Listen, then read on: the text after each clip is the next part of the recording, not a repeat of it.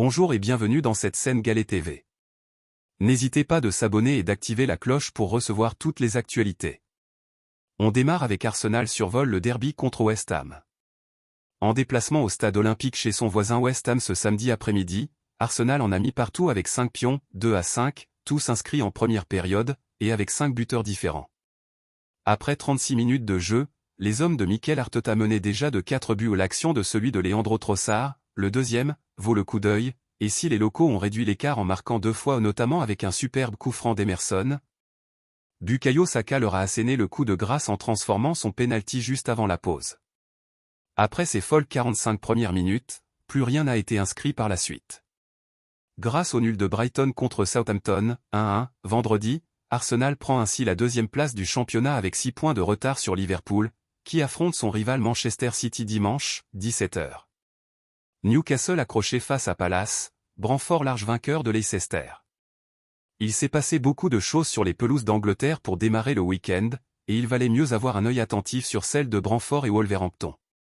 Face à Leicester, Brentford a régalé, 4-1, et les Bees peuvent remercier l'Allemand Kevin Schade, auteur de 3 pions pour plier le suspense, alors que Yohan Wissa avait ramené son équipe à égalité. Car oui, ce sont bien les Foxes qui avaient été les premiers à frapper.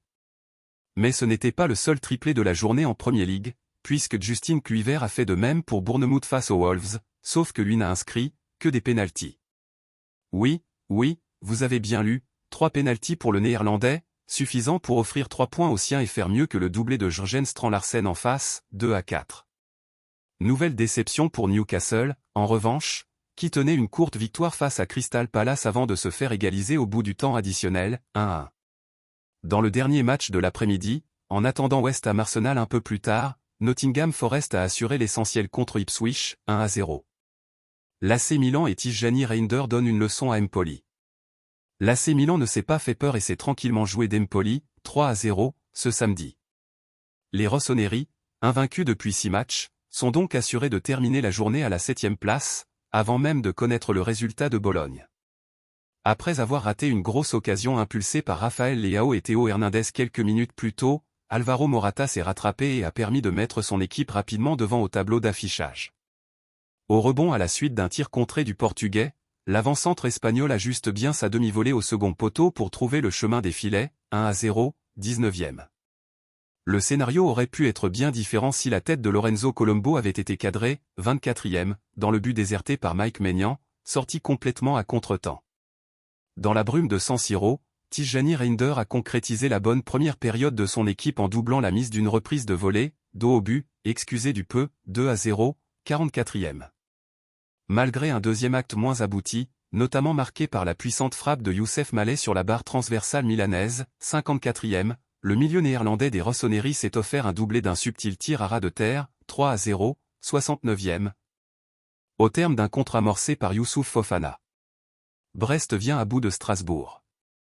Après 3 défaites consécutives toutes compétitions confondues, le stade brestois a retrouvé le chemin de la victoire, ce samedi, face à Strasbourg, 3-1.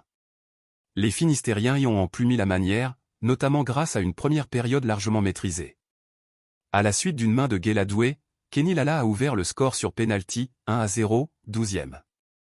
Le SB 29 n'a pas lâché la pédale d'accélérateur pour autant, puisque Mama Baldé, 16e, et Romain Fèvre, 29e, ont mis à contribution hors Petrovic d'un tir croisé et d'une frappe à ras de terre.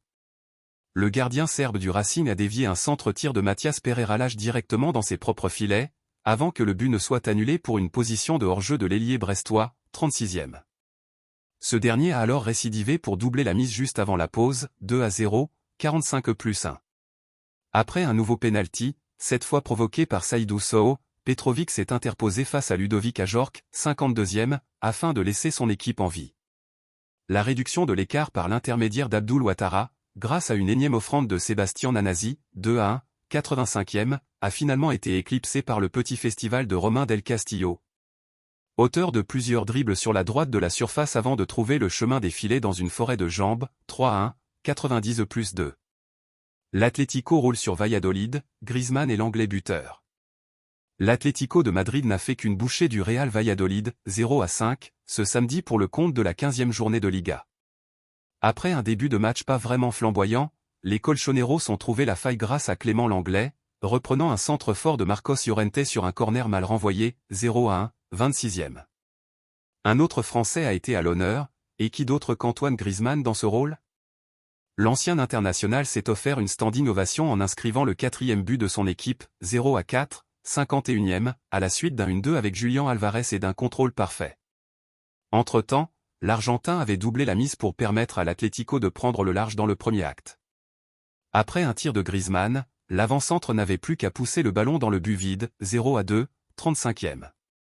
Dans la foulée, son compatriote Rodrigo de Paul est au terme d'une très belle action collective dans laquelle sont encore impliqués Alvarez et Griezmann. Javi Galán s'appuie sur l'Argentin, le Français s'efface sur son centre et de Paul conclut d'un tir croisé, 0-3, 37e. Parassasié, Alexander Sorlo, entré à une demi-heure du terme, a clôturé le festival dans le temps additionnel, 0-5, 90+2. Le Barça surpris à domicile par Las Palmas. FC Barcelone 1-2 Las Palmas. À domicile du côté de Montjuïc ce samedi après-midi, Barcelone a chuté, surpris à 2 reprises par les valeureux attaquants de Las Palmas, 1-2, et a donc enchaîné un 3e match de rang en Liga sans victoire. Les Catalans restent néanmoins en tête de la Liga, Las Palmas se replace à la 14e place. À l'opposé du séduisant visage aperçu face à Brest en Ligue des Champions, 3-0, plus tôt dans la semaine, le Barça a démarré sa partie piano-piano, laissant une équipe visiteuse sans complexe développer son jeu et mettre à plusieurs reprises la défense catalane en difficulté à l'image de Jules Koundé. Clairement pas dans son meilleur jour et rapidement privé d'Alejandro Balde, sorti cartouché au niveau du cou. Malgré la barre trouvée par Rafinha en fin de premier acte, Barcelone s'est montré bien trop timide, et est rentré au vestiaire avec de nombreuses questions en tête. Wolfsburg ou Leipzig, Leverkusen s'en sort face à l'Union. Marco Rose n'avait pas totalement tort, mardi, lorsqu'il a avoué publiquement que son équipe était en crise.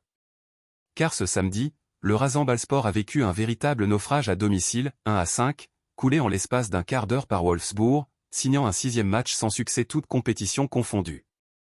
Au bout de 5 minutes, il y avait 0-2, au bout de 16, 0-3.